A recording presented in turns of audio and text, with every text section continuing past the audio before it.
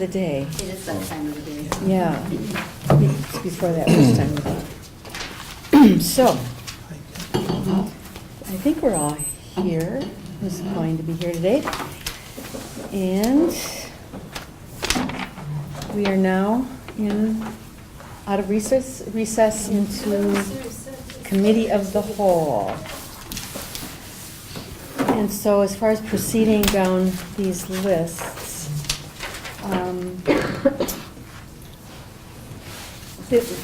the bonding project, so bonding project list is the first thing on our agenda. You had some thoughts? Yeah, thank you, Madam Chair, and I've got this to hand out. Okay. Sorry, just send it around, I'll get more than I need. Okay. So there's an updated list. We should send it maybe this way, it'll be easier. Yeah. Yeah.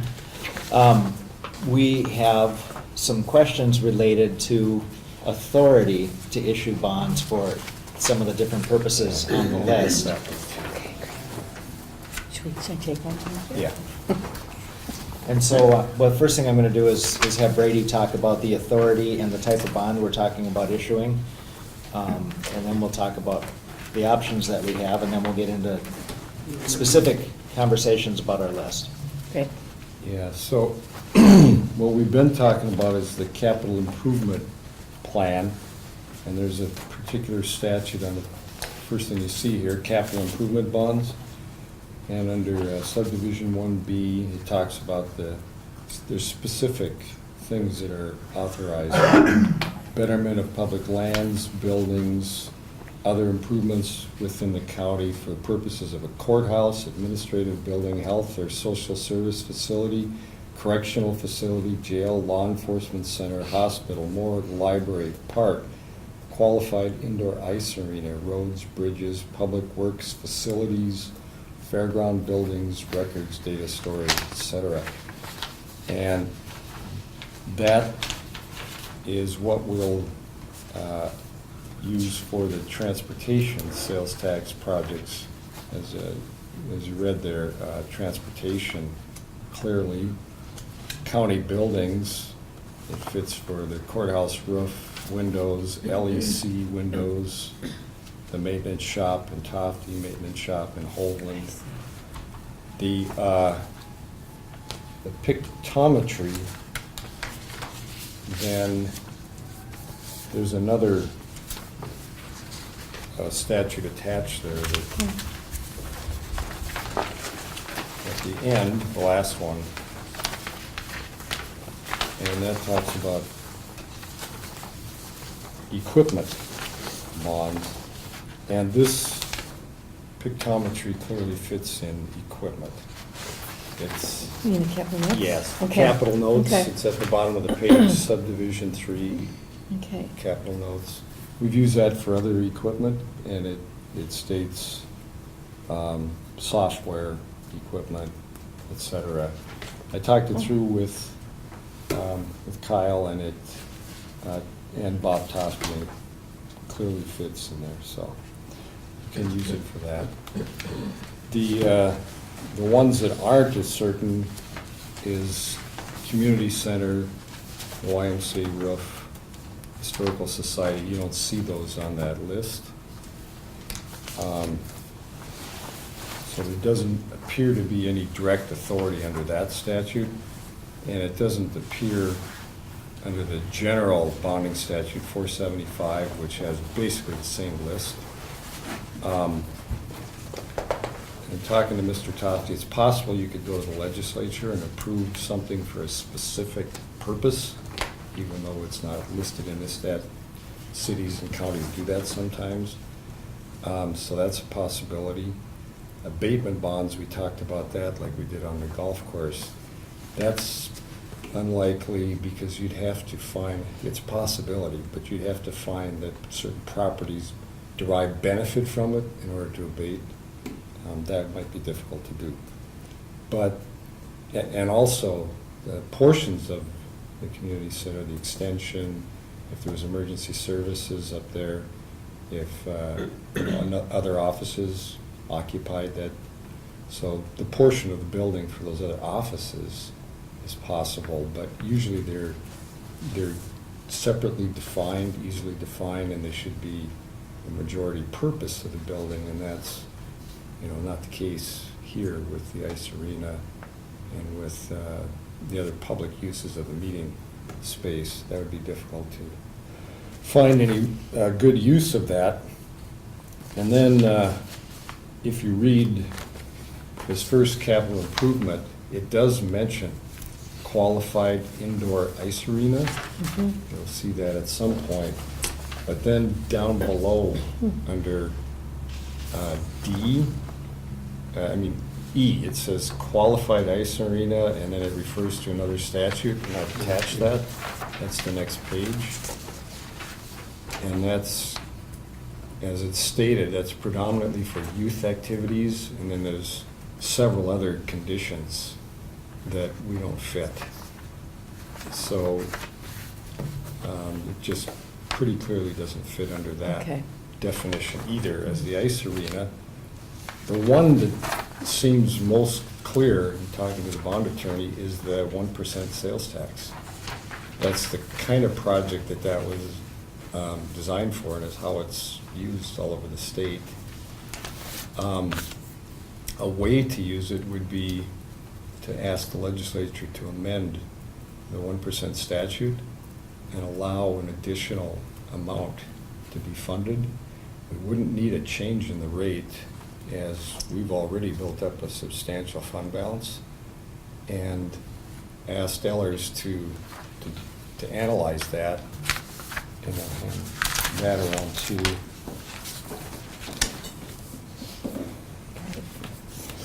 So this is just an example, but it includes everything that was proposed here that didn't have a clear purpose. So it's primarily community center, and then historical society. You don't see that listed there, and you don't see YMCA roof. So added those three in, you come out with about what's in here, the 3.3 plus the cost of bonding, et cetera. Okay.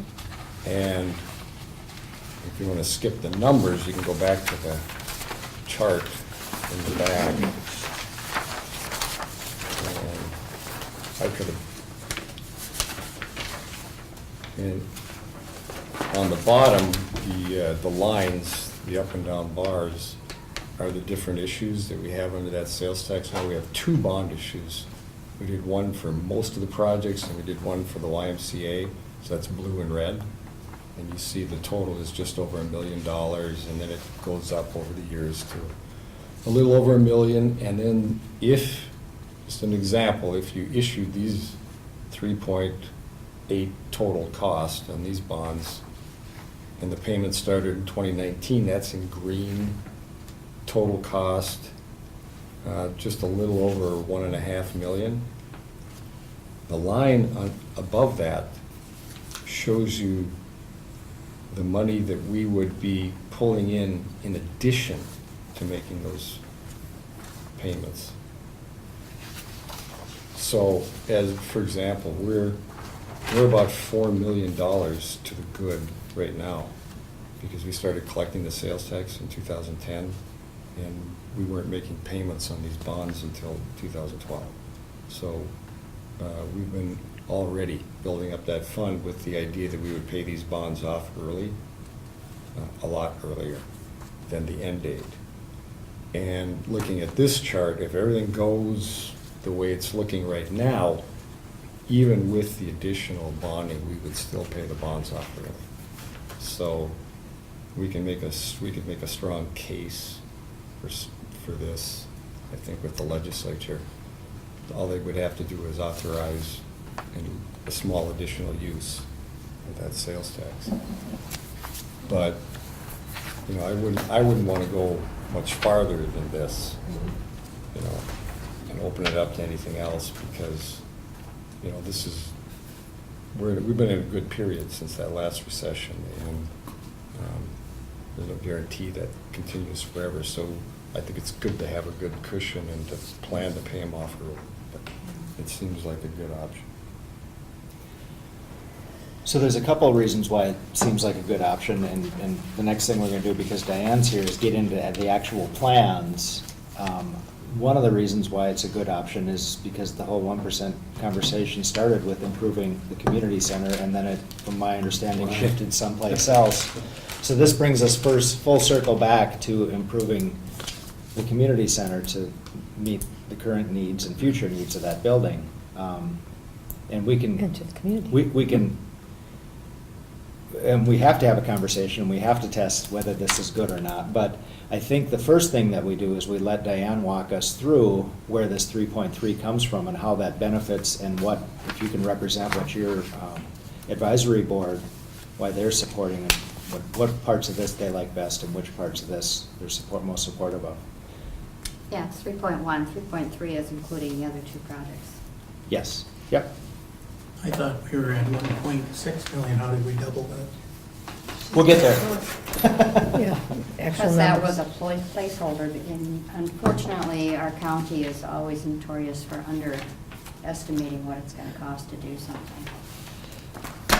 So the biggest answer to the question, the simplest answer to the question is, these plans will show a renovated and improved kitchen, which means we're increasing the size of the kitchen and we're relocating the bathrooms.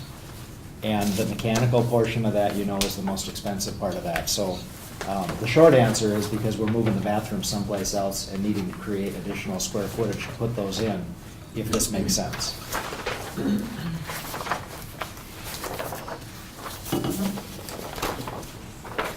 So the packet that I've given you, and I don't expect this to cost the full 3.1 million, I think that's high. But I always think it's better to be a little high than to estimate lower and then have it cost a lot more. So if you look at this, this is what Meyer Group put together. They're talking about land survey, soil testing, talking about doing some grading work out there, utility work. If they would add 100 parking spots and pave them, and the question is, do we really need to pave everything? And we can talk about that. To add more street lights, again, would be for the, mainly for the back parking area, but a few in the front.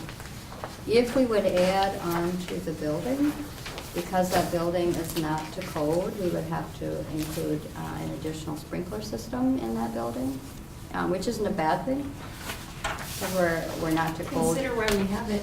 Yeah. So that's not a bad thing. And if you go to page 2, there's leaking roof, leaking foundation. We have 4 compressors, each at $7,000. We're actually having trouble with compressor number 3 today, so none of them have been replaced, so we do have to replace them. The locker room that the curlers have taken over used to be our storage room, and so we have no storage, so we would officially just divide that in half and end up with lockers there. Kitchen remodel, and we'll go through these. I'm just kind of giving you an idea of what we're talking about. We would almost double the kitchen by moving into where the current restrooms are. And under kitchen equipment, they put a huge number, but we can reuse most of the majority of the kitchen equipment, so I think that's really high from what I've looked at.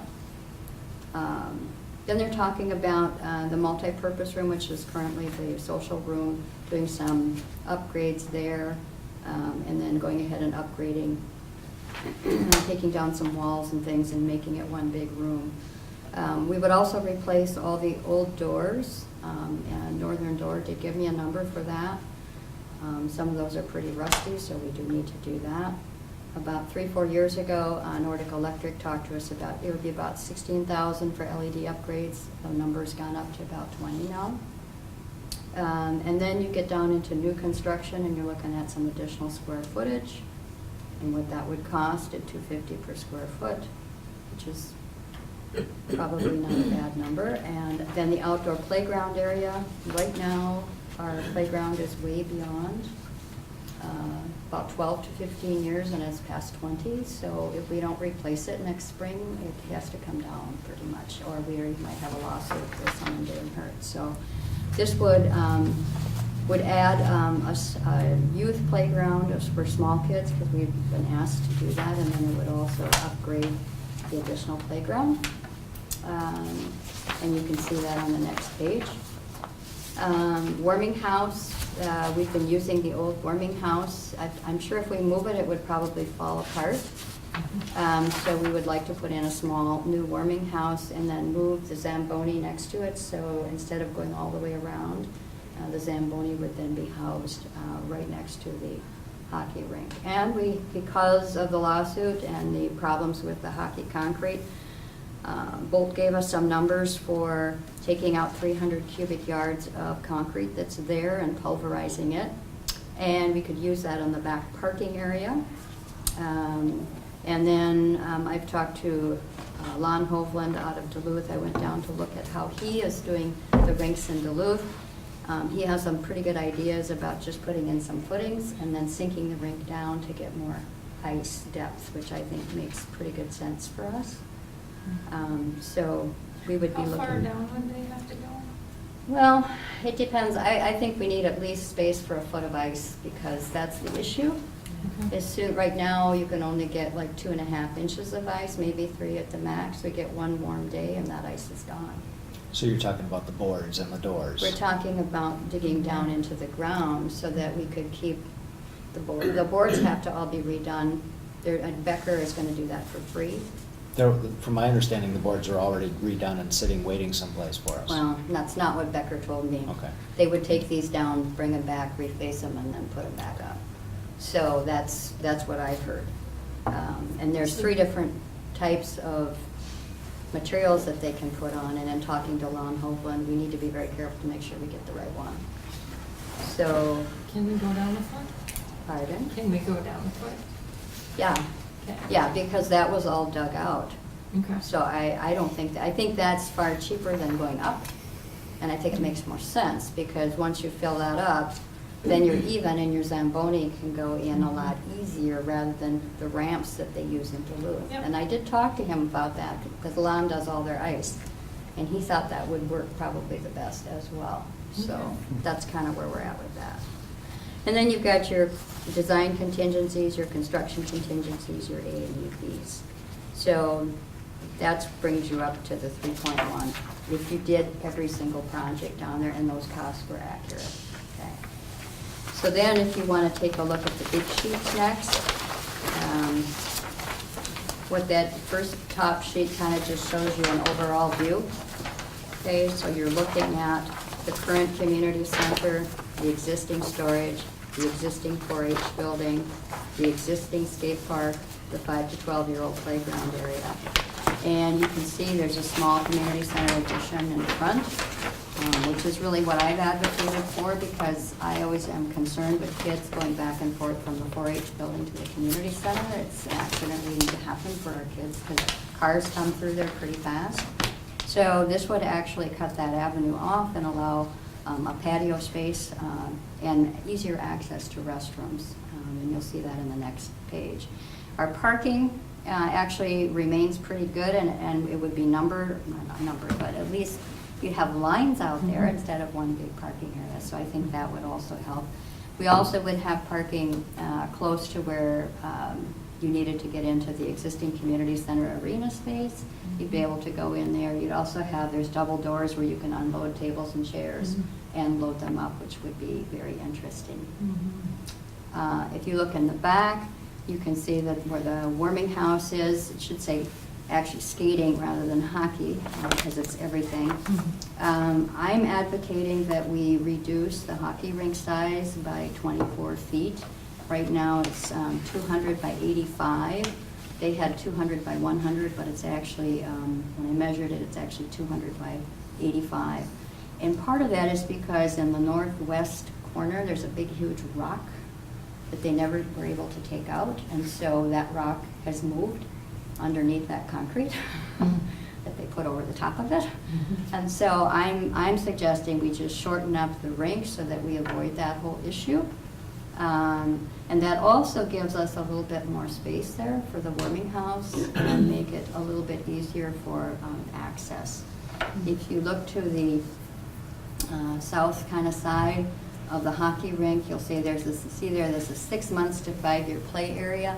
That would be a fenced-in area for small children. Play area, we have like 3 or 4 different childcare providers that bring all their kids there.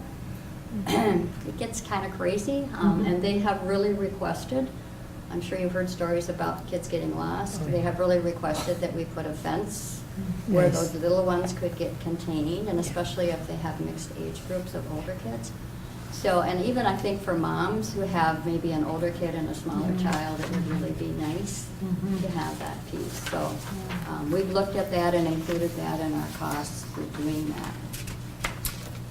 If you look where it says way behind the storage building, you'll see the area where we have an overflow parking area.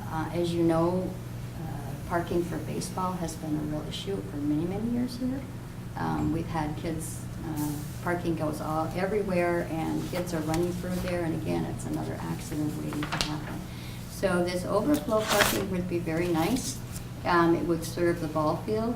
It would serve the community center when we have larger events. You can see that there's a walkway that would go to the back door that currently exists.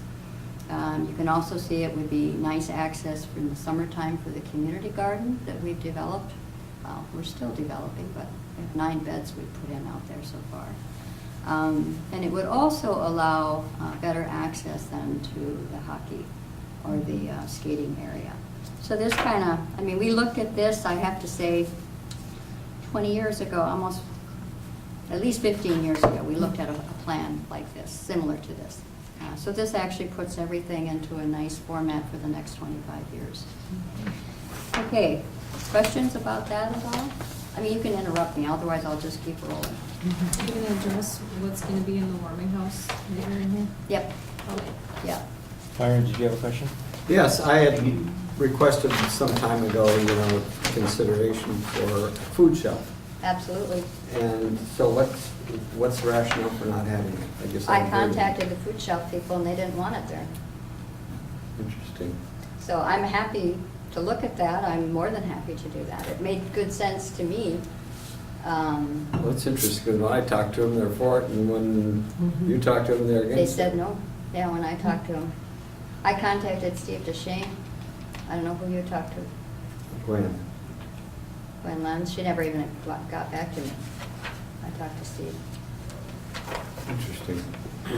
But I'm Well, more than happy to look at that. I thought that yeah. was a good, because we're Well, looking maybe at trying to some- make it. Yeah, well, I guess maybe you and I should talk to some of those people. That would So be fine. I would appreciate that. You know, if they Yeah. don't want it, I'm fine, but I just think we should have a food shelf in the Well, community it center. made 100% sense to Because me. the conditions they have right now are only convenient because it's in the church, but it's not convenient for a lot of other reasons. Oh, and I thought maybe the church wanted to hang on to it.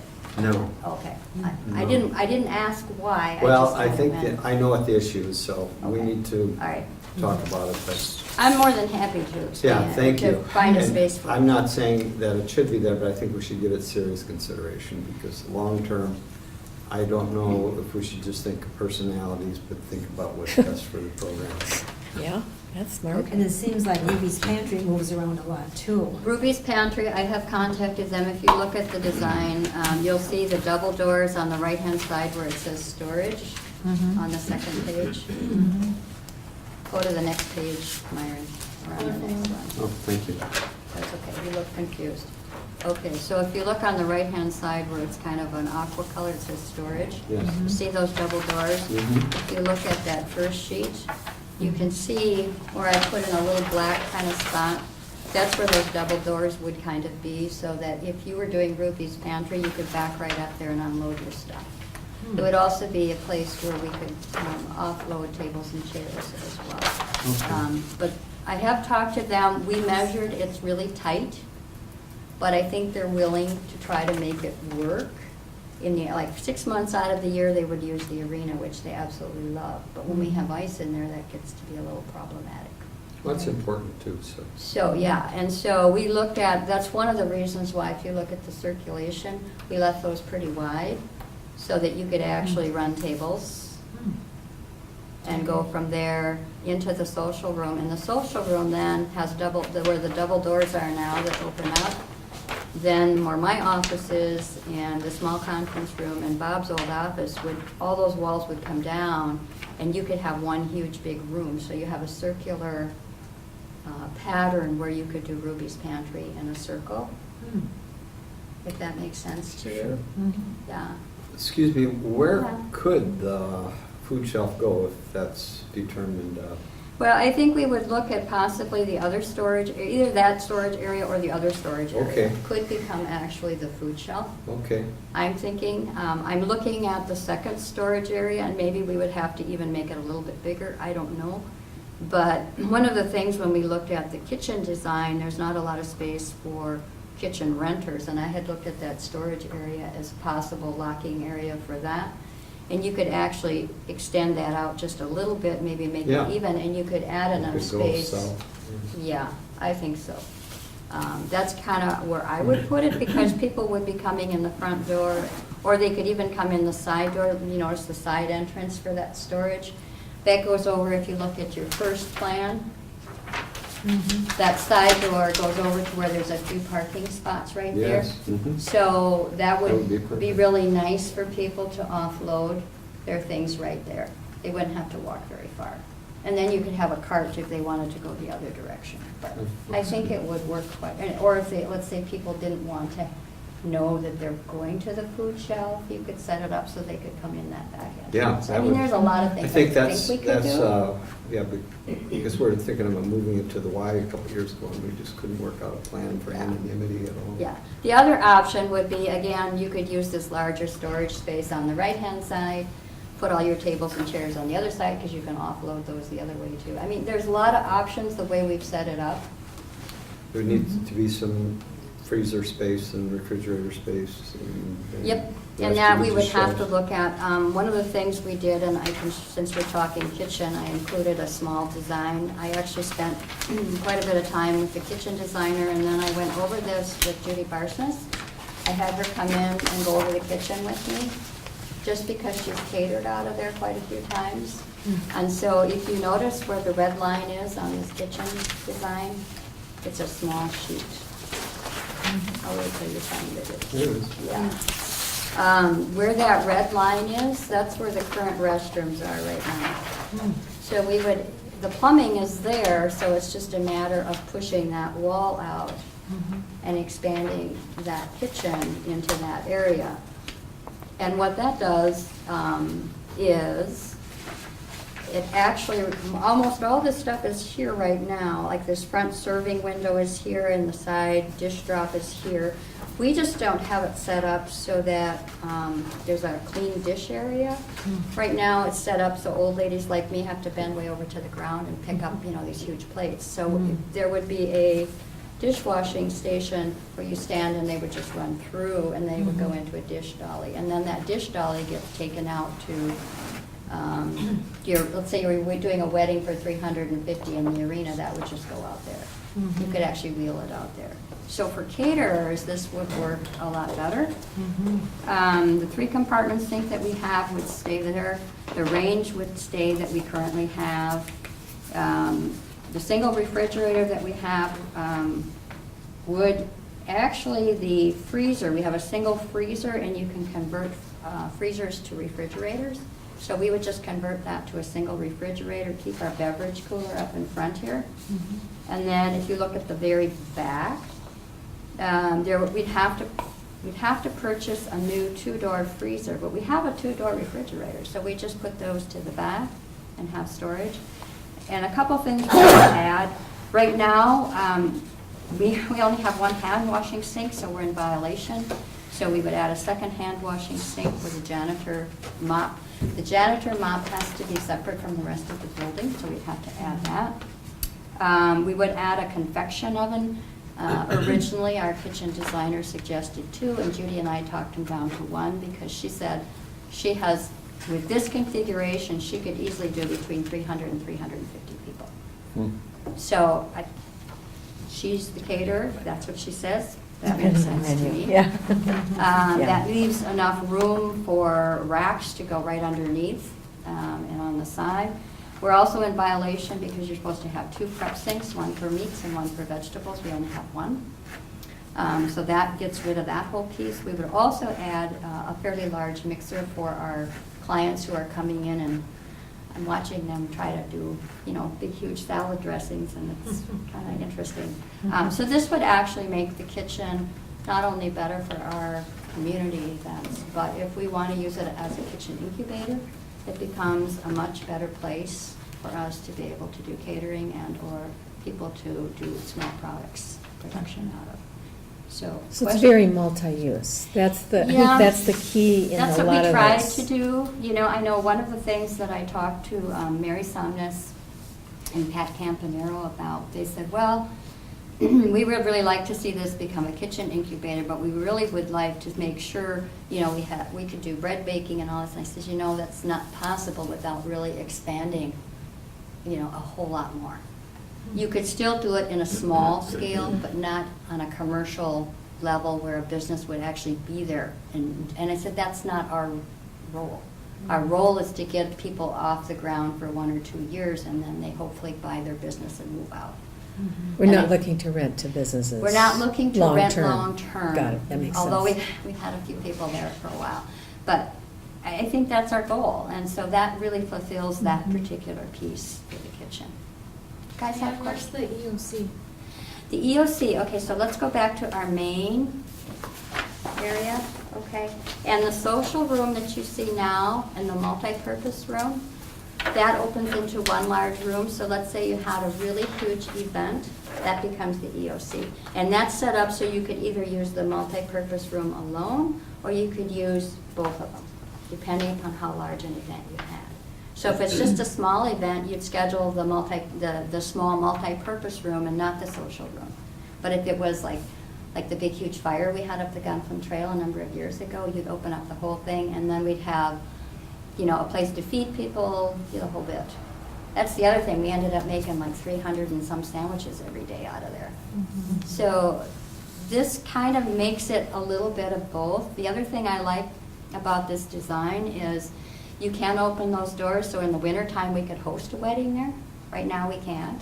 I was gonna ask if there's a way to, if there's an inexpensive platform that can just slide over the. Over the ice? Yes. Oh, yeah, no, we looked at that a long time ago. Yeah, that gets to be a real issue. And most people don't want to be in 30 degrees while It's kind of cold in there. having their wedding vows exchanged. Yeah, it would be Weddings get hot. it would be an unusual group. that would do that.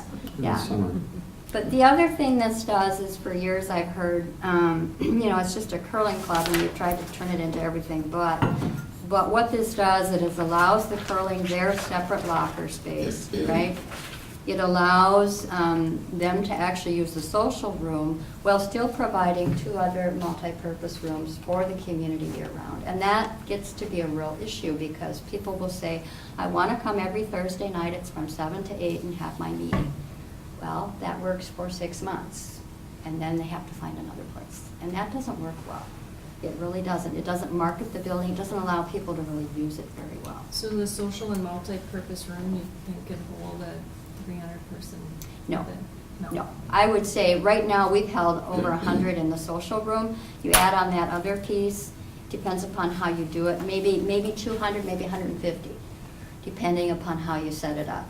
So no, you would not, you still wouldn't be able to do the huge, huge weddings, but it still makes it much more functional. The other thing it does is, let's say, for example, you are hosting an event. A lot of times people will use both the upstairs and downstairs when they're doing a large event. And the downstairs might be where the young people are with the loud music, or now they could go either way. The sound would be better up above, so you might put the young people up above with the loud music and have the other people, it just gives you a lot more flexibility for a lot of different things. I was looking at the configuration of the kitchen to the multi-purpose room and the Right. serving area here, so Right. there's nothing here. You'd have to go in and out the door. You could, but these doors also open up. Mm-hmm. So let's say if you had a group here and you didn't have a group here, they could certainly be served Right, here. but if you had both going. If you had both Mhm. going, we'd get creative like we always Okay. do. We do that now. Okay, all right. And we have carts, so you could Mhm. certainly do carts. Okay.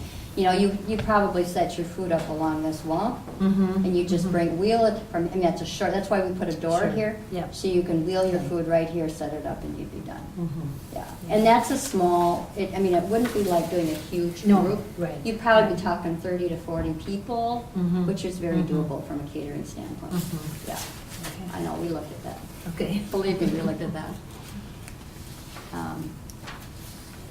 And some of this might change. I know one of the things that we've struggled with a little bit is in order to meet code, there's supposed to be 9 women's restrooms, and I'm saying, no, we're not gonna do that. We don't have a building inspector.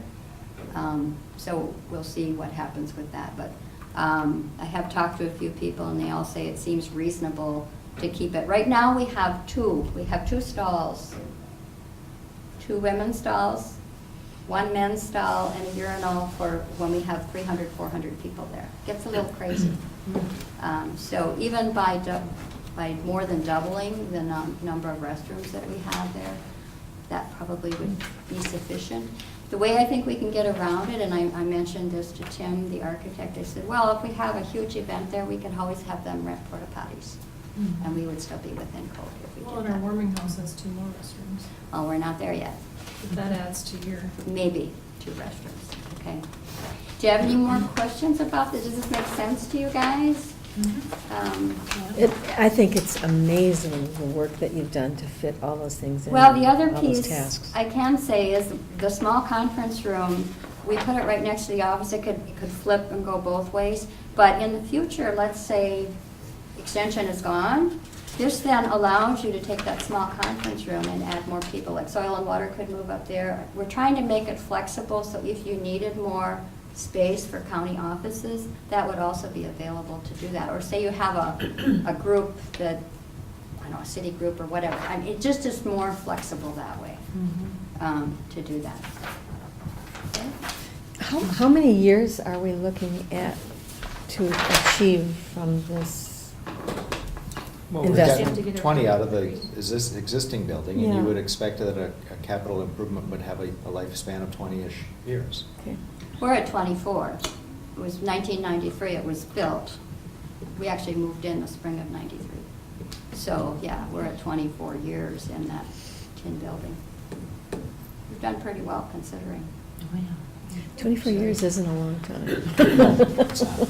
And we don't want extension to go away. Well, we don't know, but I'm saying these Yeah, are the that's- yeah, it's options. We're versatile. trying to make it versatile so Sure. that in the future, Oh, yeah. it can be. Mhm. So, more questions on that one? Okay, and the last one, well, one of the last ones is the kind of showing the hockey piece. I'll get to the playground last. If you look at where it's proposed here, this is kind of where it is. And right now, the feasibility of actually being able to have running water out there is, I think, 0. That's my opinion, because the cost would be extremely high. I know Jeff may disagree with me, but I don't want to see us spend the money. I have calls into the city. The county doesn't really care if we put vault toilets in there, but it's within city limits. So my idea was, can we just put vault toilets in there and have it warm so people could be warm in the middle of the wintertime? Like Lutzon's composting toilets at the. Kind of, yeah, and then have PD pump them out as needed. I mean, rather than, I mean, we're spending a lot of money every month on PD's porta potties, right? So at the end of the season, or once a season, or What's a twice lot of money? Well, it's $135 a month, every month, for the one at the community center, and then we have some at the ball field, and we have some at the school for the tennis people. So, yeah, I mean, if you could continue to add that up, seems like it would make more sense to try to figure out a way to do like a vault toilet or some type of way where kids could be warm, they could take their stuff off, hang it up if they're skating or whatever. And then during the summertime, the ball field kids could come over, the parents or whatever, and it would actually be there. So I have left a message. They're going to let me know what the city thinks. I haven't gotten an answer back yet. Is there an indoor-outdoor drinking fountain? Don't No, know. bring your water bottle. sorry. So, but if there was running water, there could be. Well, Yeah, I there's- mean, the you're not gonna have running water. You aren't going to, look at, okay, Mhm. No, Well- but we do on the community center, I mean, that was a request from the. And it's so why. close. In all honesty, and I completely respect what Diane's trying to do and reuse things and keep Mhm. costs as low as possible. But I'll tell you, in reusing kitchen equipment has a Yeah. life expectancy of Yep. 7 to 12 years too. So if Yeah. you want to turn around and reuse something, why are we replacing some things now? Because we tried to reuse existing things. So I really, if we're gonna spend $3 million. Exactly. I'd rather spend $3.5 million. Me too. And do it right. And I completely get where Diane's coming from because she hasn't been given much to work with and she's been told no a lot. Mhm. But if we would do it, I would want to do it right. Yep. But you don't get water out there if you don't allow for sewer. If you Yep. if you allow for water and sewer, then it's a null point. But it's It's a 50, huge I'm not 60,000. talking on the warming house, I'm just talking on when we're redoing this and doing parking lots and everything else. What I really for today's purpose. Yeah, thanks. We don't have to get into the weeds on this project. Okay. We need a big oversight. We need to know, because A, it doesn't fit in the bonding that we're gonna proceed with this year. We have to find a different way around it. So I really want us to get through the rest of this, so you Got have a it. general concept of this, but we gotta get specific about the numbers up Okay. here. If we're gonna find a way to fund this, it's something we're gonna start after the first of the year. Great, Start okay. a couple of months from now, which is after the first Amazing of the year. work. But getting into the weeds on this project is, we need to know, do you want us to keep working on it? We need to know that. But it doesn't fit in the bonding, so it's not something we need to knock down before next Tuesday. well, and I can't Although- write grants to support this without knowing what you're gonna do. So, and you know what grant cycles are like, right?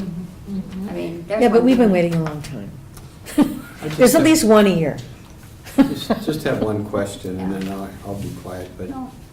I found that in building projects, you always gotta think to the future, and it saves big money usually in the long run, but, so as we look at this, so my question is, hockey warming house, the way it's set up right now, there's no plan to use that in the summer?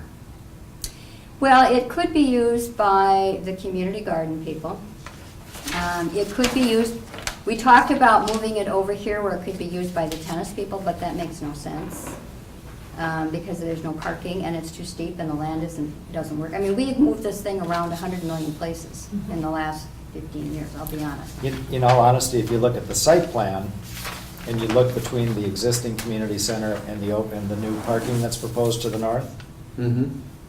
at one point in time, we were showing an addition to support daycare off to that side. It would remove the existing storage, and one of the features was showing the warming house on the end of that Right. proposed new building. Right, we talked about that. So there's allocations for lots of different things here, and the spacing and the placement of that warming house is close to the hockey rink. There's a whole lot of value to questions here, you know. Yeah, I Do guess- do we put a rink back in? Do we have Yeah, enough that's another weather to issue. support ice to warrant doing that? Yeah, I guess if we are gonna go forward with this, and I'm not saying I'm for or against the hockey rink, but it just seems to me that we should try to connect that to an existing facility, because we're gonna get a tremendous, increase in, flexibility and more space. Well, I'll tell you the reason we have it, okay, because that was always my suggestion for years was, let's just add it on to this building here and make that work, right? I work with lots of groups. I have to be very diplomatic, right? One of the things I have learned about skating people, and especially hockey people, they have very definite ideas about what they want. And you can see that this warming house is between the small, little kids skating pond and the larger rink. And what I've learned, and I thought, well, let's just build one rink and let's divide it in half, and that leaves us a lot more space for things in the future. They are very adamant about how important that is to have a small space with kids being separate for small children who are pushing chairs versus being in the larger area. And that's why we put the warming house where it is, because you have doors going both directions and you have windows both directions. So even though it may not, you know, we looked at putting in an all, I don't know if you guys remember the all-purpose building back here for baseball and hockey and everything, right? Rights to get dressed in. And it had a, what, $800,000 price tag. It was awesome. It was great. But you know what? We couldn't fund it. So this is a small building. It's, yeah. Is it perfect? No. Does it suit, you know, 100 million different groups? No. Could it be used for storage partially? Yeah, probably.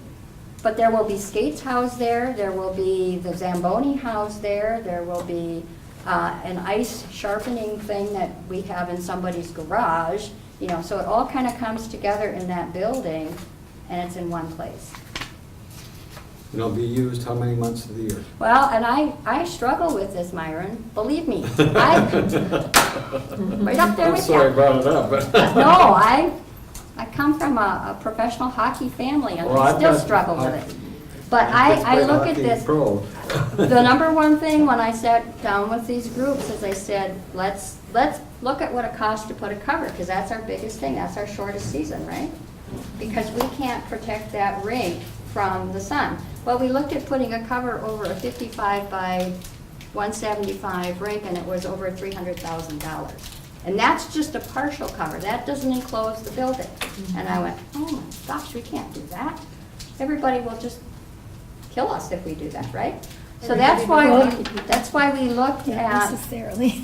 not putting a cover over it, but going down to a much greater ice depth so that we can keep the ice going longer.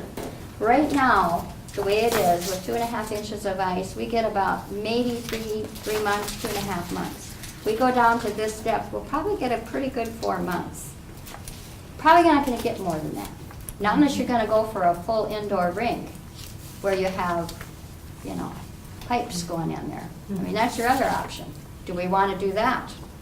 Wanna add the expense of putting pipes in the ground and running coolers to do that? I don't have the answer. This is the cheap answer, Okay, thank you. yeah. I'm not, yeah. I was involved in building a couple of arenas in Panoka. I know. But we had a lot of people paying for it, and they were all boosted. And we don't have anybody paying for this. I know. This is recreational. We don't have a hockey, even at the high school. Yeah. You know, I tell you, I think in the last 20 years, we've gone through about 8 or 9 different plans. I have plans in my office from full-scale arenas all the way down to whatever. This is about the best we can do with the money we have that fulfills the thing to get the kids over to skate. So what's the cost of this going to be? Have you broken that out for the hockey warming house? And It's, hockey? It's all in it's that broken down in spreadsheet. your list. It comes up to about $400,000. Or less, because they're looking at $200 a square foot, and I think you could Oh, do it for thank you. less than that, yeah. Not really my answer. And then we still have 132,000 from the lawsuit. We also have 60,000 from the 1%, the previous 1%, and from the Hockey Association, we have 42,000. So that will offset some of those costs. Okay. Yeah. Playground, I gave you all the plans for the playground. You can kind of look at those. I don't know if you need to go into them. We have worked on this ad nauseum since last fall. So, and I'm sure there would still be some changes coming down the pike, because I was out there measuring the other day and I still need to do some tweaking. So, but if you have questions, I'm happy to answer them at this point. Okay. Any other questions? The last sheet I gave you is from Lon. He gave us the footings, how to do the footings. We'd love to get him up here just to do our rink. So we'll see. So again, this is important work because you asked us to do it. And we also have the drawings that represent what the additional square footage that could support childcare would look like. But all of it ends up, as a matter of fact, falling outside of the scope of the bonding that we're talking about doing now. So if we're gonna pursue this, then we have to put a bow on this and schedule time and put it on a November or December meeting and start talking about what would be involved in that process. Then we start talking about design features, then we start talking about budget priorities, and we look at all those things. But given that we had done this work, I didn't want to not represent it today, even though I knew that it fell out of what we were specifically talking about. And I didn't know till yesterday. You didn't know till, well, we didn't know till Friday. When we got our first listing that this fell outside of capital improvement. So I have to go back to my advisory board and tell them where we're at now. But I don't think any of this work has been wasted. I think this is really good work, and it moves our minds in this general direction, Well, even Brady though we said don't that get there's there in other this week. options. Well, there's a relatively I'm short excited and about easy this. option to do that, if this continues to be a priority for the community. Mhm. Go to the legislature and amend Mhm. the authorizing Yep. documents on the 1% tax. So, like Brady said, we don't want to open that to be a never-ending box, but the reason that it makes sense is because it was really within the initial thought behind authorizing that in the first place, and it's what ended up not getting done when we did something else. So, And we didn't know how much sales tax we were receiving when we went this referendum, et cetera, because we just ended one and had a recession, and so we were very conservative on the revenues, and now it clearly fits a larger amount of funding at the same 1%. And we've No really, extension. and we've really shown that we can pay for it with the bonds that we, or with the money that we received through the sales tax. And we've really shown that the young families here need it and use it. And we're extraordinary that way too. They need this and they would use this too. So I don't think anything's changed except this particular method is not gonna get us there. But, So I think It's the very message to Yeah. your board then, Diane, is simply that it doesn't fit in that source of funding, but we're gonna review the merits of the plan and look at an alternative source of funding. Okay, sounds good. yeah, We need to figure out how to make this happen. the families need it. It's not just the Need families, what? the playground is outdated, center. the ice rink Yeah. needs to be That's what I redone. mean. The warming house has been promised Mhm. to the community since before I got here. And not to get in the weeds, but a former commissioner did swear on probably the Holy Bible that there would be a drinking fountain. And so, I mean, we need to figure out how to make this happen. Well, the one project that was promised and that probably will never be fulfilled is the softball field. And the soccer field. I was gonna ask about that. Soccer fields are done. We probably want them different, but. Were the softball, just to finish this comment, with the softball fields were gonna be here as well? Well, one of the original things with the city was they wanted to expand the campground down there, and they wanted us, the county, to take the softball field Right. and move it up here, and that was what really kind of started a lot of this. Yeah, which really is years a better ago. fit for this But than that. when we went through the YMCA project, it was they put in a placeholder of $250,000, which we all laughed at, and it was like a $750,000 project, and we all went, no way. We are not going to build a softball field for $750,000. It still could make sense. I mean, it still could make sense. If that land is being used and could generate $1,700,000 to move it, makes sense. But it may seem like it doesn't make sense. So my question is, Mhm. is the land then no longer available? The Did we- land is still available, it Okay. has to be mitigated. That, I did not Okay. mitigate that portion. Okay. So. And that's a big portion of the That's a big expense. portion that would have to be mitigated. That's why the Okay. cost was so Mhm. expensive. Where is that location, Okay. excuse me? North, if you go where the current ball field is, the Little Yeah. League field, okay, you continue on up So in you that have to corner just- across from the horse Okay, thing. and it's a lot of excavation work. Well, and it's also, slanted, so you end up not That's only what I mean. mitigating, but you'd also have to level, and I there's see. shale rock in there. Got it. It's a big project, Got it. which is why we kind of said, probably not feasible, so. Well, I would just, this is really premature, but David Demmer and I were on the Sawtooth Bluff Regional Park thing. And we did a site visit last Friday, and we walked that whole area, starting with the horse park, and we went up in the woods, and we spent a couple hours looking at it and talking. So, I don't know, but this would be pure speculative and maybe wishful thinking that if something developed there, maybe that could facilitate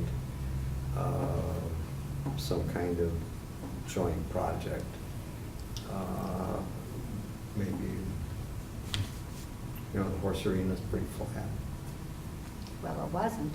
It was mitigated. We did a lot of work on it to flatten it, and it's I'm just also the saying dog that- park now. Yeah, It's so I'm multi- just saying, that Yeah. maybe that can move in.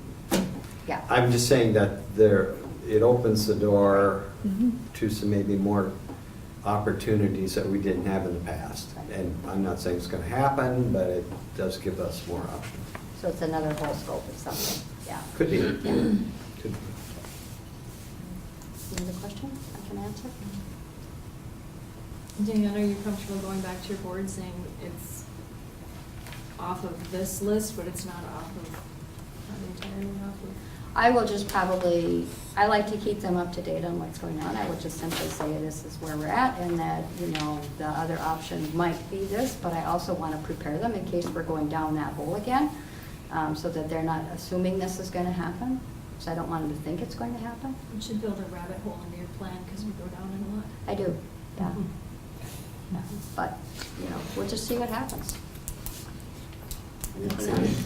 Thank you. Thank you for all your work. Thank you for your persistence and dedication and desiring to keep it all reasonably funded.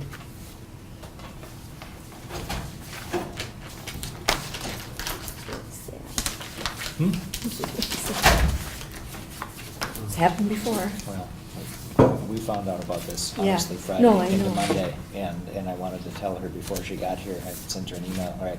Yeah. I responded to her email and called her to tell her Yeah. that what we'd learned about the authority.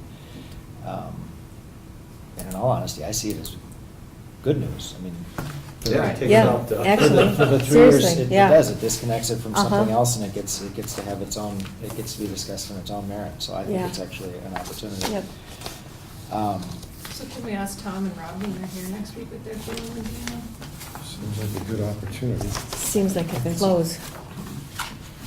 On the bonding for the capital projects, is there some reason Tofty isn't on there?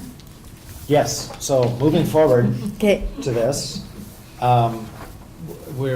if we then look at the stuff that's left in the CIP bonds, it's transportation-related and capital-related that are authorized under the statute that Brady handed out earlier. Then we have the CASA 42 to 45 engineering. It's a smaller number than you saw before because some of that we're paying this year. So this is really just, it also doesn't include the acquisition of right-of-way stuff. I've broken that out, and I would probably put that in with the construction of the 42 to 45. We're not going to be buying right-of-way probably this year. The CASA 17 construction is based on the engineer's estimates at the 30% plans. That's, I think I've already explained why that's significantly higher than the number we were originally looking at. And that might come down because we're waiting on some design assumptions. We're going to meet on Thursday. Okay, so on Thursday, when we get Grand Portage review of the 30% design specs, there's about $1 million in there for realignment of Old 61. We're not entirely sure if that's even desired by Grand Portage. So that's a number that's in there. So again, this is a placeholder. The CASA 5, the Ski Hill Bridge replacement, we put this on the list because when Kristen was looking at our our deficiency list, she said, you guys should be fixing 2 bridges a year, whether you have bridge bonding or not. And all of our bridges were on the transportation sales tax eligibility list. Dave's number on this was $625,000. He's been light on the projects that we're seeing scoped, so in just discussing with the engineering techs, we rounded that number up. The first time new bridge bonding could be eligible is 2020. And it's our belief that we should probably try to attack a bridge in 2018 and 2019 and then apply for bridge bonding for the ones that work on past that. So that's why we're showing it here. CASA 15 engineering is, of course. Isn't North Gunflint on the list to be done in 2019?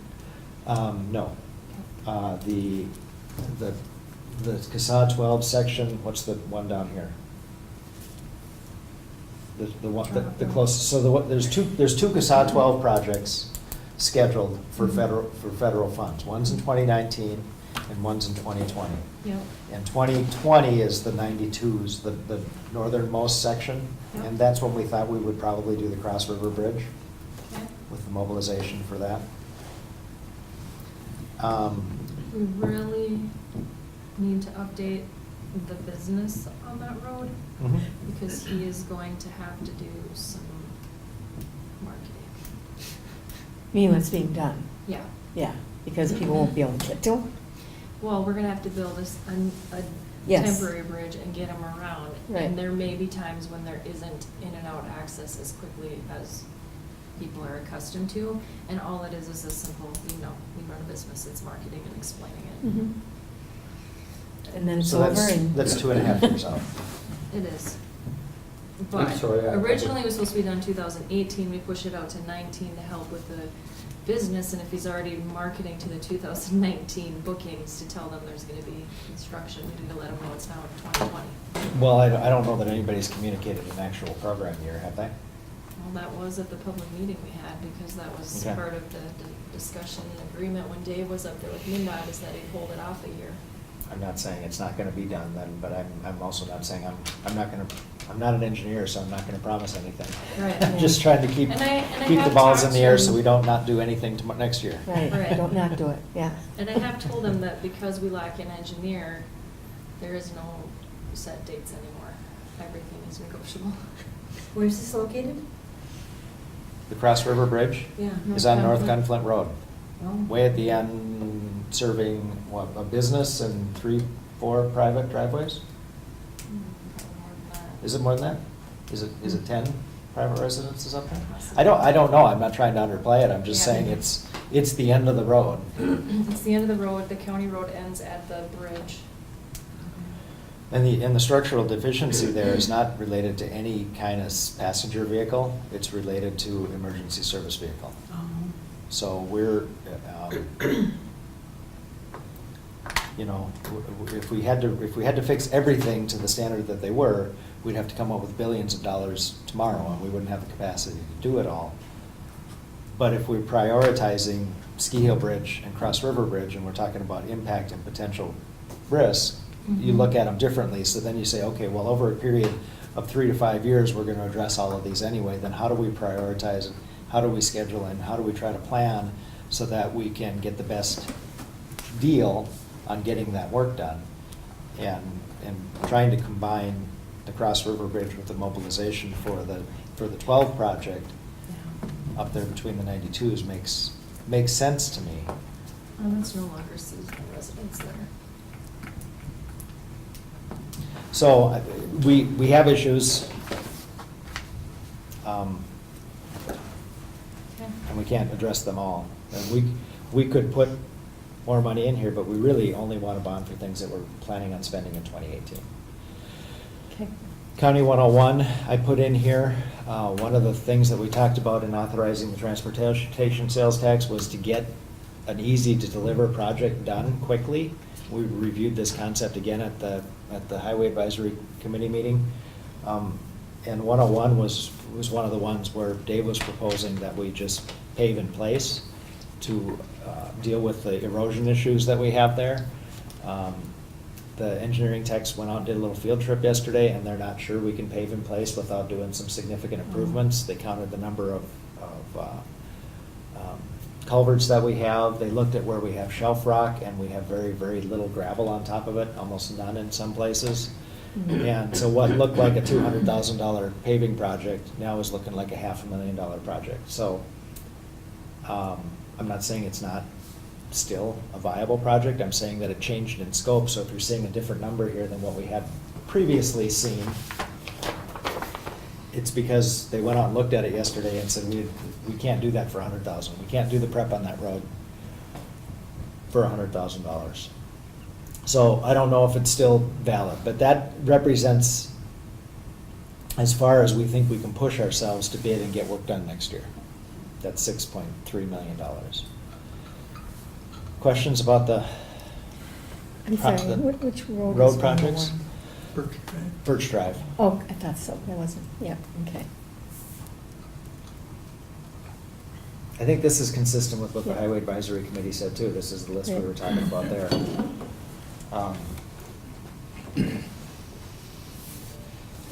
Okay. Capital projects, courthouse roof and windows, and law enforcement center windows, we don't have any questions about that. The big question then, maintenance shop Hovland, well, we have two maintenance shops, but we have one that's in significantly worse repair than the other. And we're planning on bundling them because we thought we would have mobilization savings and doing two at the same time, and we really don't believe, the Highway Advisory Committee didn't believe that was true. So there's no reason to try to get both of them done this year. And part of that conversation, again, remember, was us trying to get under 10 million. Well, we got under 10 million because we just cut 3.3 off of our eligibility list. Right. Okay, so I'll relinquish the whole one. But we really do need to do the Hovland one, and we're really not gonna not do the other one. It's just that it's not as dire. You know, it could last another 2, 3, 5 years and do that when it makes sense. Okay. So that's why it came off the list. There's still question about the number and the type of building that we're gonna put up there. But what the process would look like would be for us to authorize a resolution talking about moving forward with the capital equipment or a capital improvement bond process, and a resolution to move forward with that process next week for an amount not to exceed $7.5 million based on this list. The pictometry, we can pick up, because that's a completely separate issue, right? I think so. Okay, so we would, based on this list, we would issue a resolution next week to issue capital improvement bond not to exceed $7.5 million issuance for these purposes. About 8 million, because we always guess too low. And between now and then January 14th, when we actually do authorize the bonds, we have the opportunity to refine those projects. And that's, again, it's very similar to the setting the preliminary levy, a number not to exceed, and then we actually pin it down. And, you know, if we authorized up to $8 million and then we decide, no, the number really is 7.5 in January, and we only spend 7.3, well, then we put it back in. Or we say capital projects, courthouse roof and windows, law enforcement windows, maintenance shop, Hovland, and other courthouse improvements. And we put a line item in there of whatever that is, as to what have we not taken care of, so that we have the flexibility to do Right. $100,000 to $150,000 worth of improvements if we need them, or even put that into the building fund, so that if we didn't anticipate something and it happened over the next 2 years before we had to make our first payment, we would have it. Mhm. And I'm sure Brian could come up with some things if there was something that really was Yeah. needed in between. And with low interest rates, you Yeah. could easily make up 150,000 with low interest rates. So I wouldn't want to put the money in there unless Yeah. we had a better idea, but Yeah. if we say not to exceed $8 million now for a capital improvement bond, we could review our list and make sure that we're not missing anything, that we're not shorting anything that we really want to do. You know, we don't have the money to put in that egress if we want to. It would be coming out of the building fund right now, which is less than $100,000. So even just to populate the building fund so that we had the ability to take care of things as they're damaged to the tune of $100,000 would potentially make sense. Well, I would recommend to do the 8, because I know when we did it, there's always something that comes up. And it's best to be able to deal with it when you're doing the construction rather than say, I wish we did it. So, and we can always go down. So based on that, I would modify this list to include other courthouse improvements up to, and a placeholder number, and then we would work on refining the projects like the Hoagland Shop and this CASA 17 engineer construction. We're gonna have better numbers in 2-3 weeks.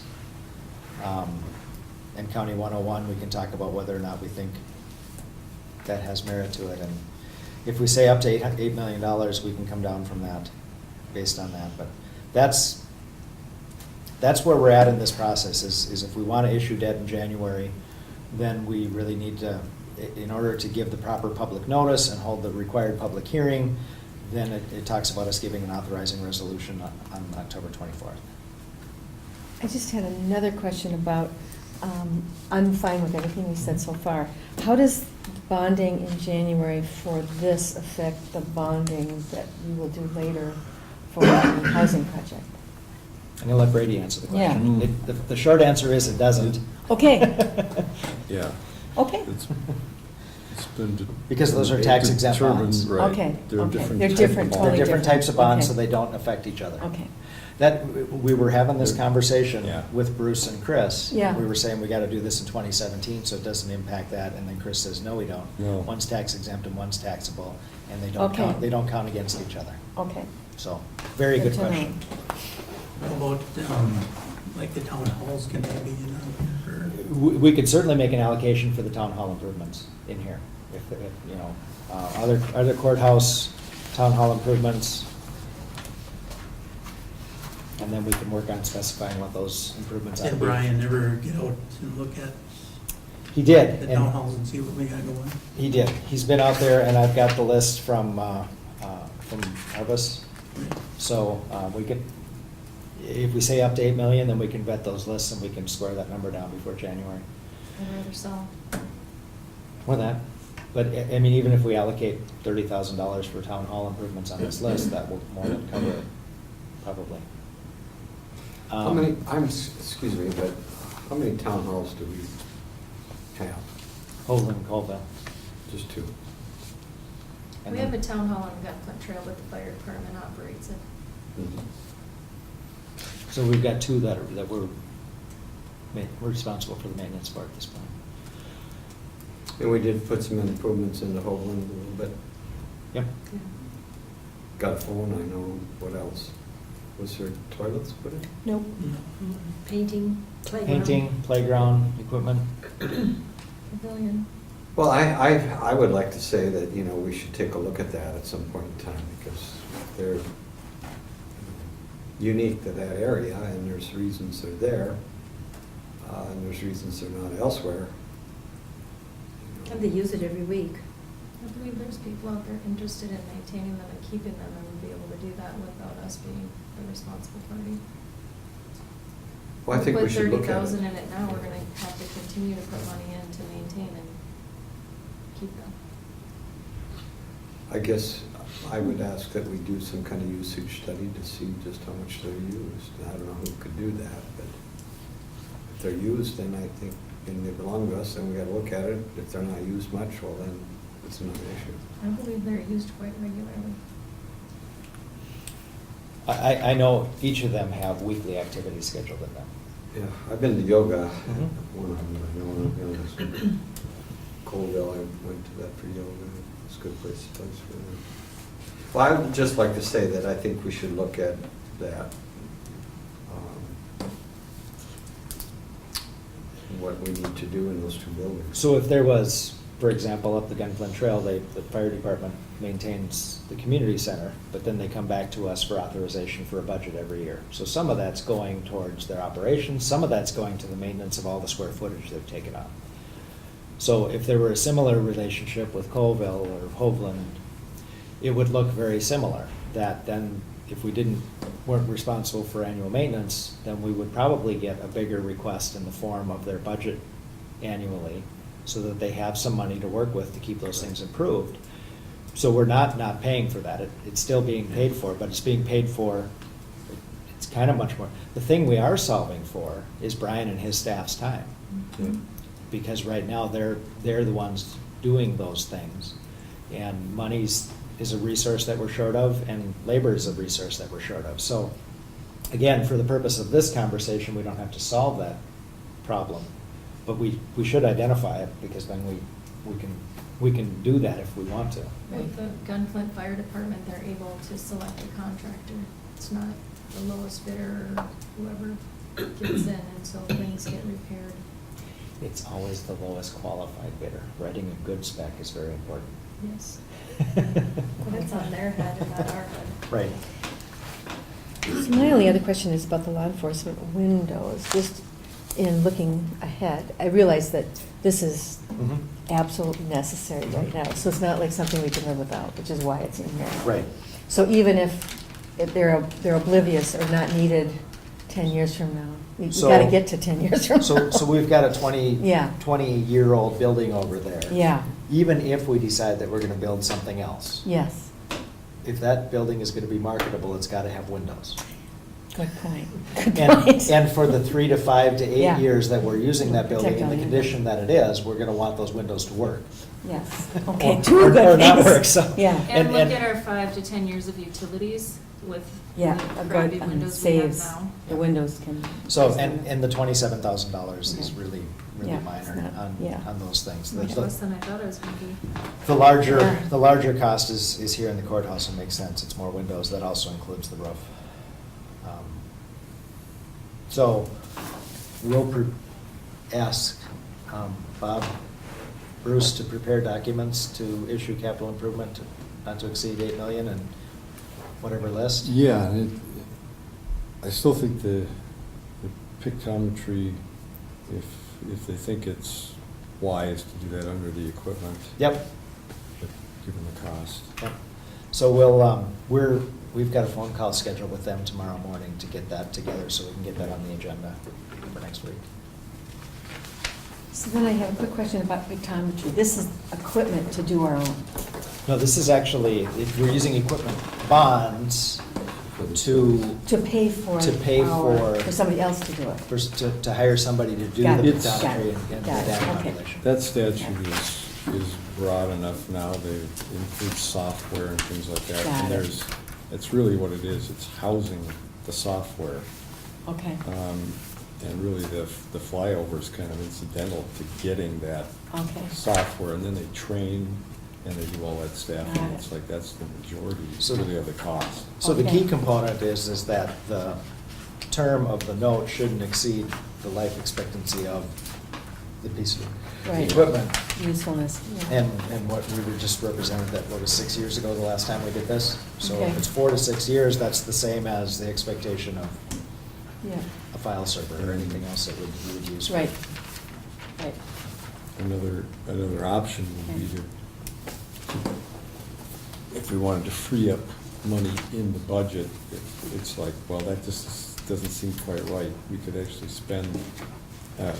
do this equipment bond, because we're combining the administrative costs, and then take the cash, let's say from the highway department, if there was equipment, put it into the equipment bond equivalent to what you're gonna pay for the pictometry, for example.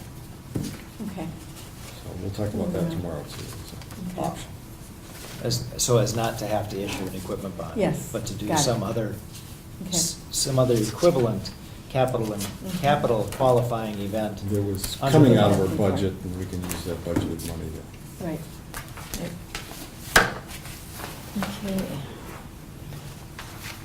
Okay. So we'll have that on the agenda for Tuesday. Okay. Commissioner Storley or Bershon, did you want to review our conversation about the legislative priorities? And did people have a chance to look at the list? Does everybody still have a copy of the list that Commissioner Storley handed out this morning? Is that, Oh, that one. the one that I handed out in the packet is the one that we got as administrators last week, and it's very similar, Okay, but it's but not the I don't same. know that Okay. it's exactly the Okay. same. Okay. Doesn't have Ginny's notes. It doesn't have Jimmy's Yeah, notes, and one because to I five. I whited out my notes and and photocopied it. Oh, wow. So it was clean, this is, okay. So, You know, I don't know how much input we would have at the general meeting in December to discuss this. I mean, well, it'll all depend on what the other districts, what they vote on too. so what was the number one item on your list? Number one. Mhm. Or are you just talking the top five? These are the top five. Okay, Okay, which were so the top which were the five? top Yeah. five? Okay, under environmental natural resources was to provide funding for counties. Fourth one down. With the cleanup of blighted tax forfeited lands? Yeah, Okay? Okay. That was number 7. 7 votes, excuse me. yeah. General government was the third one down for the PILT. That was Promote a 10 sustainable votes. approach. Oh, Which is actually fourth on I was that gonna list. say, PEEP. Built. See, I don't think the PEEP one made the list. That received a lot of votes, 10 votes on that. Pilt, The okay. pill, reduction, yeah, Okay. okay. Mhm. Okay. And that's state premium. Mhm. Human resource was the one, that got 12. For regional triage centers for crisis intervention. Mhm. And then, public safety was the number one, provide resources necessary for opioid epidemic. And transportation and infrastructure was the first one.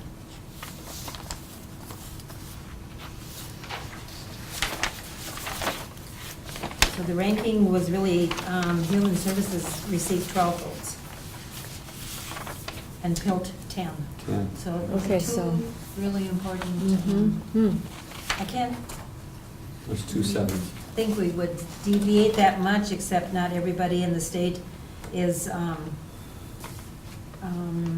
shall we say, Bill, involved in PILT. Yeah, mostly Mhm. northern Minnesota would be involved in that, but, so where did you want to go Some with of the that? metro counties support PELT because they don't want us to get their money. Well, more positive, let's just say we have more government land and trees.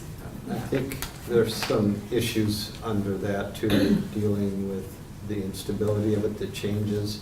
They changed some criteria. I mean, we took a 40% hit from the state this year in our PILT funding, from the data that I saw. Pretty rare. We're still, yeah. It's not final, we're still We're still working through that. It hoping. was about an $80,000 impact. Okay. We're hoping to get a significant part of that back. Todd has submitted, Okay. resubmitted Good. based on And their it's criteria. being worked on also by ANC, that's what I'm saying. And especially John Agardo from, the lobbyist from St. Louis County, I met with him, and he's going to carry it forward as well, and he's pretty effective. St. Louis County's cash impact in this program this year was $100,000. And I said ours was 80, and I just want you to calculate that in terms of your Percentage. entire revenue Yeah, budget. yeah.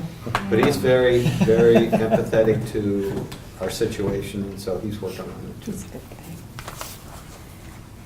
And the odd thing about that is we thought this year with the recalculation, the reassessment every Yeah. 6 years, we thought we were gonna do that much better Yeah. and not that much worse. Thank It- God we had the reevaluated assessments, it would be worse. Yeah, there's some stuff going on there that, well, So. we're questioning it in N Club as well. So, are there any reasons that there's anything on the list that we would support above those 5 things? Because part of this process is that we'll prepare a resolution for the board to authorize that we'll send to our representatives down in St. Paul that says, in addition to participating in Association of Minnesota Counties, Cook County has said, these are our priorities for this year. so that they understand that from us. Or we can, the resolution could simply be that we stamp our approval on the AMC legislative platform, I think but that we would send, be we fair. send a resolution from our county saying that we've done that. Well, had we gone with 6 priorities, then under general government, the one that we eliminated was the first one, support data practices. So that received 5 votes.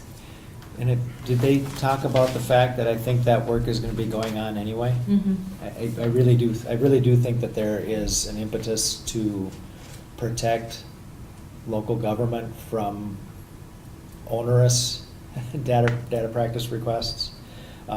Provide transparency, provide access to data, but at the same point, mitigate the costs of some people just trying to flood the system with requests. We're dealing with some requests right now that are just plain a little bit silly. Mhm.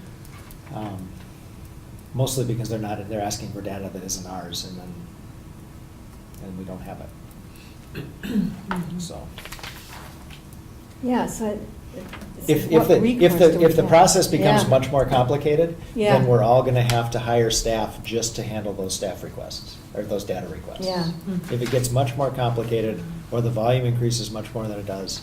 So on the backside, we're working on improving our website, we're making everything we have available to people as we Yeah. have it. We're making sure that everything is accessible, that it's transparent, and at the same time, Accessible. It's not at the so same much time, that right now, it's the way the accessible. rules are written, we can't, if somebody makes a request, we don't have the ability to charge back for what it takes to provide that. If it's not in, our minutes are there, the actions that we take are there, bills list, I mean, all of our stuff is So we can't out even there. charge for the amount of paper? No, if somebody wants us to provide something and they want it electronically, then we just have to do it no matter how big of a deal it is. And we can't charge for it electronically. If they want copies of it, we can charge for paper copies that exceed X number of copies. But people rarely want that these days. Right. What we usually do is we tell people they can come in and they can see it, but if there's a combination of data and private data, then you have to redact through all that, and we cannot recoup our cost for redaction of private data from records. And that's one of the biggest issues that they're talking about there. So that work is ongoing. So whether AMC supports it or not, they're still supporting it. Well, and the conversation was, so if you're doing all this extra data work, can the state then help you recoup some of that? Mhm. You know? So Jenny, under general government, did you get any votes on number 5? No, that, no. The dark store? Mm-mm. No, let's see, the 1, 2, 3, the 4th one, AMC is working on that. Okay. She said. Oh, that's right. It's just, we've had the Department of Revenue come to, I don't know, like 3 meetings in the last year to talk about this whole dark store and tax appeals with us, so I just thought there would be more votes on it. But that was our district, which it doesn't really affect our district, so that makes sense. We'll wait and see what happens when all 10 come in. Mhm. That makes sense. All right, I just had to say it out loud. Okay. So from a process standpoint, do we want a resolution before or after the December meeting? Probably after the December meeting, because the legislative session doesn't start till February, correct? So we don't really have to do anything about this except think about it and have conversations, and when we come back after December, we'll bring a resolution together and say, is this still, are we still supporting the AMC platform, or do we want to support the AMC platform with this modification? Mhm. Okay. The other item that I really wanted to address, because it keeps coming up, Mhm. is whether supporting a resolution related to carbon-free and fossil fuels is something that this group wants to pursue. Maybe I should comment on this a little bit too. Okay? I met with George Wilkes, because he kept, I said I guess I would. And so we met and we went over, and so I indicated to him that we eliminated a lot of things that that I couldn't agree with, so this is a short, whatever you received is a shorter version. I didn't bring the other one with me. And I said, well, I would carry it, to the group. And the significant changes that I wanted to see is on the last page, now therefore be it resolved that the Cook County Board of Commissioners strongly supports science-based solutions to the climate change crisis, including such policies as carbon-free dividends. So I let him know that I could not endorse that. It would be here considering it, because it's science-based, and calls upon the United States Congress to urgently consider, and not necessarily saying this is what we support. You see what I'm getting at there? I see what you're getting at. And maybe it's not enough, but and I'll still make the comment that this is a federal policy, that us endorsing or not endorsing doesn't really say I agree. anything. And when I brought this up to Matt at AMC, he said, this is not something AMC is going to put on their platform because it's outside of the scope of our work.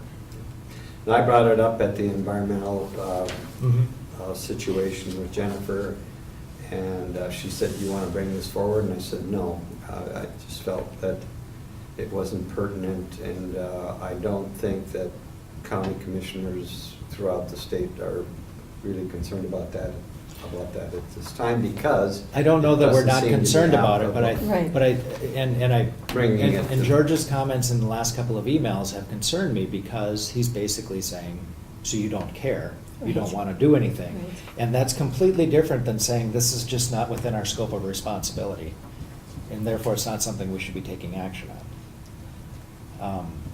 And it's probably not within our scope of responsibility because it would take such a huge effort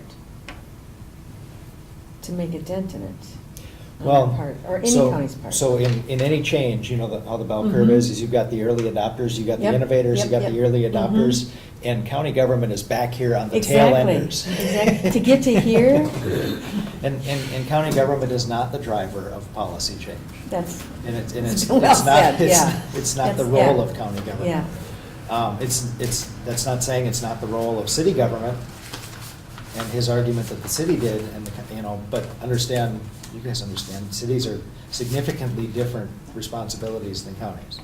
And counties are by nature significantly more conservative and much further on the back end of those change things. So I simply said what I would do is make sure to bring it up again and say, is this appropriate? Because if there's an appropriate way to bring it up, it's in our conversation about our legislative priorities, and not to bring it up on its own, because we have a process whereby we say, these are the things we want AMC and our people to be working on for us. And even if it was appropriate by this group to say we adopt the AMC priorities for the 2018 legislative session, and at the same time, we're pinning this on because we think this is important too, that's fine. But it's really outside of this process. But if we are going to do it, it should be done in conjunction with that when we're thinking strategically about what are we asking our legislators to represent for us. Well, all I indicated is that, I could live with the language of this and I would bring it forward to the group, but that's where I'm at with it, so. It's up to you folks. When EMC says that it is out of our scope, I take that very seriously, because we have ruined some relationships, and I would like us to be cautious, err on the side of, it's not that we're being threatened, we're told what to do, it's just, we need to stay in our line, we need to stay in our lane, and we need to deal with the tasks that we need to deal with. I don't have a Or it problem won't, with ha- adding- or it won't have any impact. I mean, that's the part that, so we tack this onto that, will it have any impact? Correct. If the other counties aren't working with it, it won't have any impact. Well, it will make these people happy because they've gone through all the work of presenting it. That's all it will do. Yeah. I'm really tired of papers making people happy that we don't do anything about. That's all. And it doesn't mean we don't care. No. Yeah, well, I'm really into using my energy wisely and not taking things on that have no impact. I mean, without an enormous amount of energy. That's the thing, this is not flowing with anything else we're doing. That's what you mean by scope. That's what I mean, it's outside the scope of the regular business of the county board. It's not that mean that we can't personally But- get involved in this. We're unique enough that we took action 2 years ago to say we're endorsing Indigenous Peoples' Day. And the That rest of the had counties didn't do impact. that. So understand Yeah, that that had enormous this board impact. does have the authority and the autonomy to Mhm. do things that are outside of regular scope. And if there was strong support for this, then we put it on the agenda and we vote and we would do it. Maybe it's important to be the first ones to make a stand. But it's in the same sentiment when we were talking about, if we're looking at one of these legislative priorities, promote legislation that preserves tax base, not the dark store one, but the one, there was one related to no net gain in public lands, okay? That one's come up. That one comes up quite a bit. Mhm. That is a big priority for the ag land counties. Really? We have a completely different look at that, Mhm. right? Because our economy relies significantly on this big public land. Right. It really does, if that weren't public land and it were privately available, we wouldn't have the benefit of that public land. So our relationship with that is different even than our 7 peer counties in District 1. So we do look at it differently than some of them do. So I'm not saying it's out of bounds for us to consider. I'm saying that AMC has said this is not something they'll take up. And it's beyond the scope because the legislation would be at the federal level. If we were recommending something to our state legislators and asking them to act on it, that's appropriate. For us to send something to our, we're skipping a couple of steps. That makes sense. It would seem more like Mhm. it would be something that the state would take up. Mhm. And if the state were having that conversation, as a piece of the state, we would say, yes, we support that, or no, we. And when the state is taking something up, they utilize AMC so that AMC gets the message to us so that we can do the Right. appropriate support. Right. And it's not that I'm not concerned about climate change, I just would really Right. like to stay in my lane. I'd like to stay on the same road. I mean, there's not a road for this. The old I mean, joke. this is not where the road is. You roads aren't in the budget, Jim. It's the old joke back west. It's not the same here, but out west, western Minnesota, you drive on the whole road, the median, the ditches, you're paying for all of it. You don't have to stay in your lane. Just stay in the right of way. Drive as fast as you want to. So, do we want to bring it forward, or do we want to make a note that I'm we just consider proposing this? it, and I met with them, so, I mean, I'm just proposing it, and it's up to the discretion of this group. Does anyone else want to bring it forward? Where do we bring it forward to? The Well, county we- board for action. if we want to Okay. bring the resolution forward Okay. for action.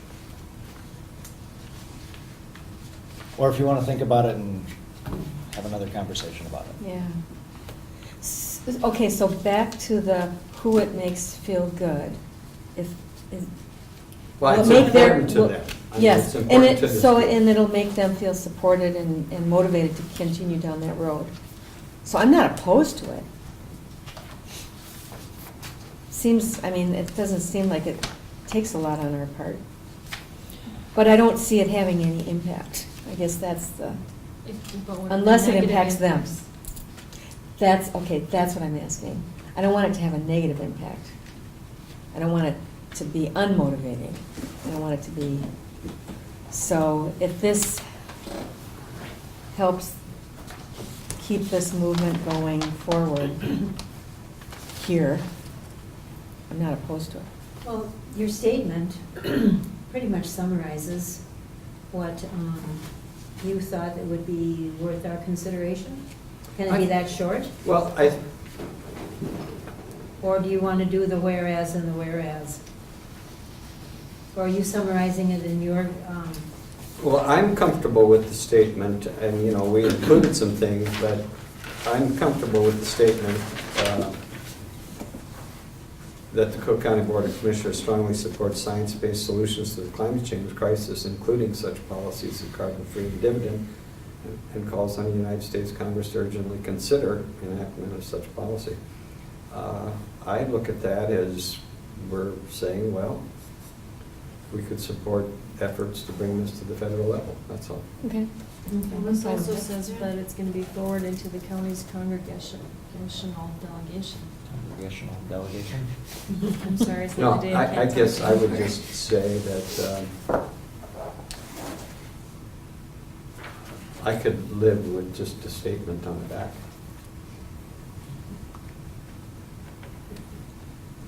Okay, how about, I how can check. about, since Commissioner Bershheim has had conversations with George, Yeah. and Robert and I sit down and we look at it, and we think about something that advances the idea.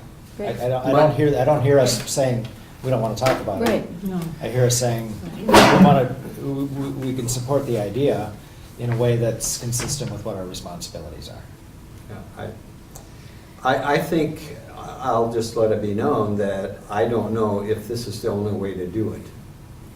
But it is, you know, I would think that some kind of statement about climate change Yeah, and supporting, you know. I would add clean water. That, you know, consider it some enactment of some policy.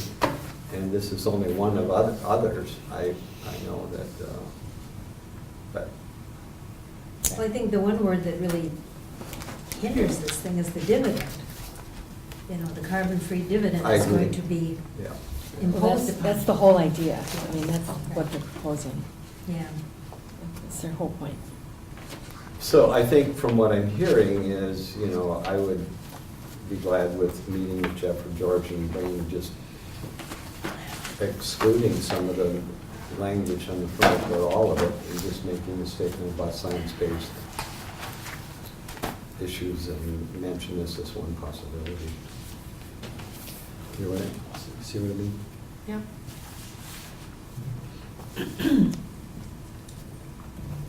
Okay. Okay. So, The third yeah, item. Third item. Is a recommendation from the Courthouse Security Committee, specifically from Judge Kuzo, that we actually develop some sort of, we don't really have a policy about the use of courthouse space at this point in time. And right now, the policy is that an employee can basically have an event here if they've got a key and they promise to take care of it. Oh. That's kind of the standing policy. The other times that we've had people use the space, like North House has used the space to put on some programming. It came before the board to authorize the use of space for a certain program at a certain time and certain dates. And actually, so the Courthouse Security Committee's recommendation and Judge Kuzo's recommendation is that the board consider a policy about the use of the courthouse that basically says it's for the operation of court and commissioner business. And that any exceptions would be, by action of the board. Has it been misused or abused? It hasn't been misused, there's just been a lot of questions about it. Oh. And I'll give you one plain example, is Tim Nelson has been holding classes doing firearms safety training. And it's completely within our past practice and our precedent and everything, and I have no reason to believe, matter of fact, I went to one of the classes, no reason to believe that there's a real problem. But Judge Kuzo is right in saying, okay, well, if the door's open for that period of time, how do you know somebody else hasn't come in? How do you know that of the 8 or 10 people attending that class, someone doesn't intend to do something other than just attend the class? We don't have any control over it. The assumption is, last year when we were having problems with the doors locking, sometimes people would come in and they would leave assuming the door was locked behind them, and they might not actually have been. So providing for the security of the building is important, and having it used outside of regularly scheduled hours for other business like that introduces risks that this group was not comfortable with. And we have a community center. And we have other Yeah. spaces available where groups of 10 to 12 people can meet, That makes sense. whether it's the community center or the conference room at the YMCA. I mean, there's lots of public spaces down at the co-op. boardroom in the North House. There's lots of places where meetings like that can happen. And any such policy would still mean that if somebody brought a request to the board could say, yep, we approve the request. Mhm. Board always has that flexibility. So if there's general consensus that that makes sense, then what I'll do is research other policies, run them through the courthouse security group, and bring it forward to another, probably to one of the other committee meetings, just to review the language before we bring it to the board. Great? I serve on that committee, and I think you explained it well, yeah. Yep, I makes think sense. we need security, and Mhm. quite frankly, we need more than that, but that's a good place to start. But, yeah,